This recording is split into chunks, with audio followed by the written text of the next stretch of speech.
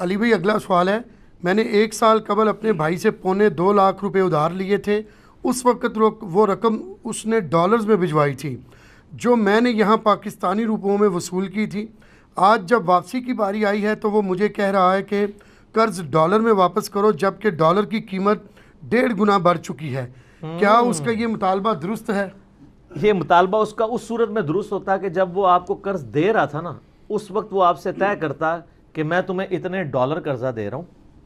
اس وقت نہیں تھا اس کو پتا کہ پاکستان میں ڈالر اس طریقے سے اوپر چلا جاتا ہے، سونے کی ویلیو کا چکر چلتا ہے اور پاکستان کا روپیہ مسلسل ڈی ویلیو ہو رہا ہے.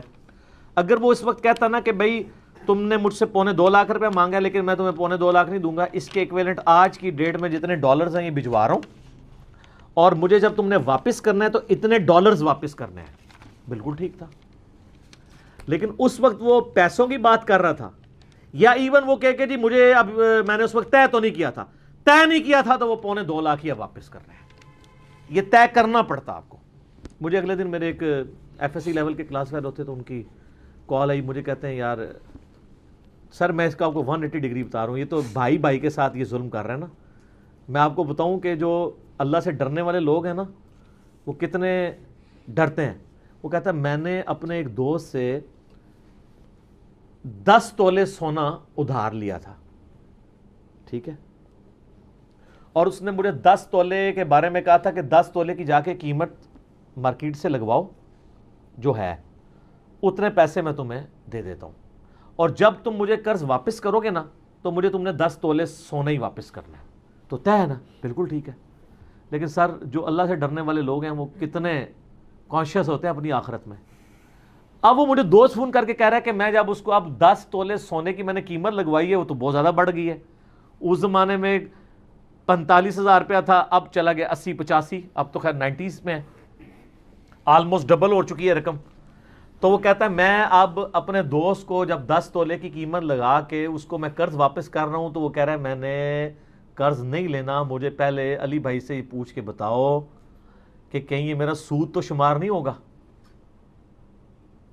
کیونکہ میں نے تو اس وقت لیا تھا آپ کو ادھار دیا تھا جب 45,000 روپیہ تولا تھا، اب یہ اتنا ہو چکا ہے تو آلموسٹ تم مجھے ڈبل رقم واپس کر رہے ہو، تو میں اس وقت تک نہیں لوں گا جب تک مجھے کلیئر نہ ہو جائے.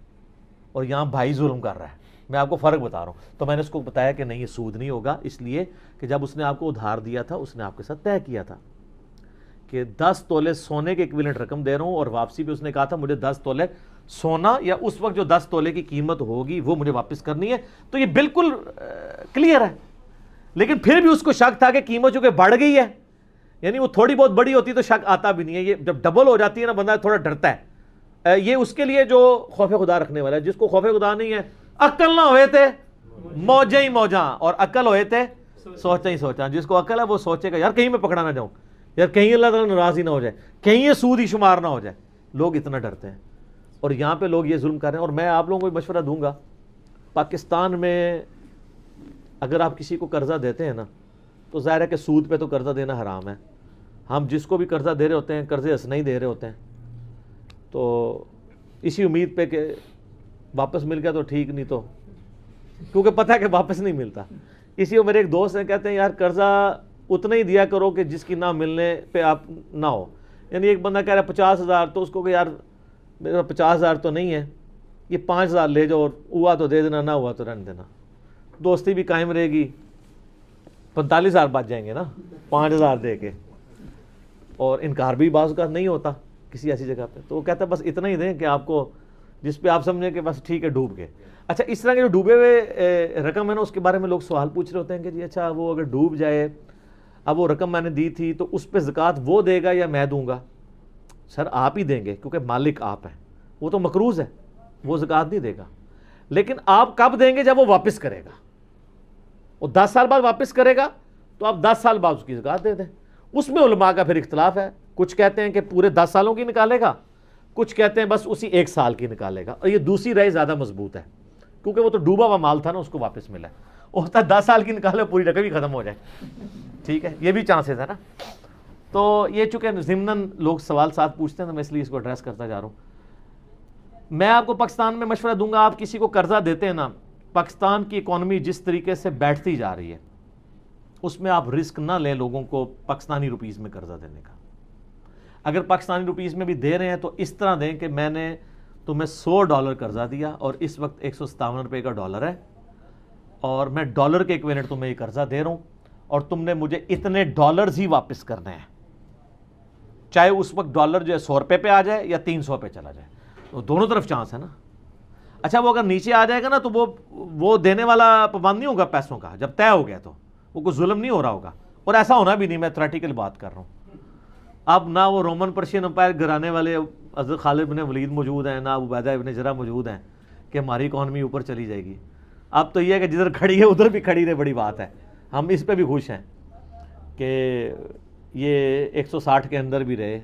لوگ تو اس کو 200-300 پہ بھی, اب پتہ پابندیاں لگتی ہیں. یہاں تو لوگ کہتے ہیں نا جی وہ جو اگر کوئی آپ کو IMF یا ورلڈ بینک کوئی کہتا ہے تو آپ ان کو دھمکی لگائیں, آیا جے گوری تو آیا جے فلانا ٹمکانا.